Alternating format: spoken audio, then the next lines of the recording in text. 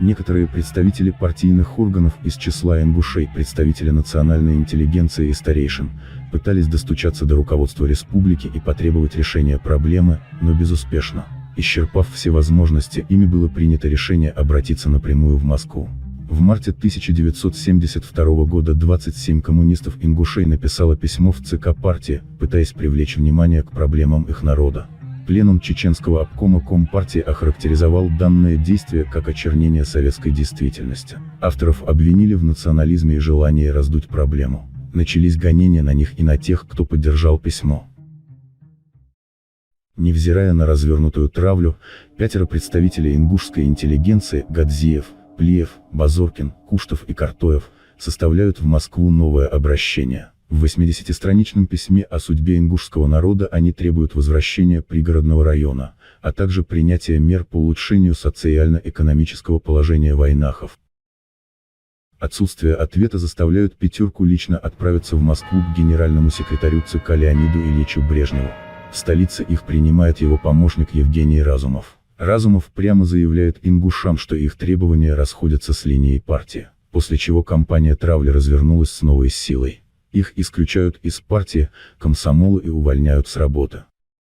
Давление на ингушей спровоцировало их утром 16 января 1973 года выйти на митинг в центре Грозного. Митингующих поддержали во всех уголках Чечено-Ингушетии, в город начали прибывать другие ингуши. Власти старались препятствовать их передвижению, перекрывали дороги, запрещали остановку поездов на железнодорожных станциях в пределах республики. Но это только разжигало страсти. Требования протестующих были либо передача пригородного района в состав Чечено-Ингушетии, либо отмена ограничений на поселение там ингушей. Некоторые из митингующих предлагали свои варианты решения вопроса, к примеру, создание Осетино-Ингушской или отдельной Ингушской АССР. Собравшиеся на митинг получили поддержку горожан, протестующих кормили, поили горячим чаем. Несмотря на суровый мороз, расходиться по домам никто не намеревался.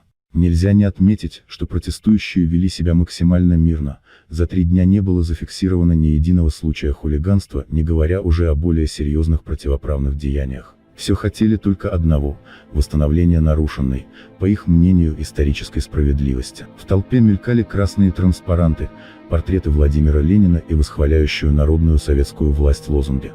Несмотря на мирный характер протеста, в Грозный были стянуты войска. В ночь на 19 января протестующих атаковали вооруженные стрелковым оружием и саперными лопатками солдаты. Кроме того, были подогнаны пожарные расчеты, чтобы обливать митингующих холодной водой. После того, как митинг был разогнан, началась очередная волна гонений и дискредитация организаторов и рядовых участников митинга. Многие ингуши лишились работы, были отчислены из учебных заведений. Напуганные произошедшим власти все-таки вынуждены были принять меры по исправлению положения ингушей в Северной Осетии и самой Чечено-Ингушетии. Однако кардинально улучшить ситуацию они не могли, к тому же вопрос пригородного района Компартия рассматривать категорически отказывалась.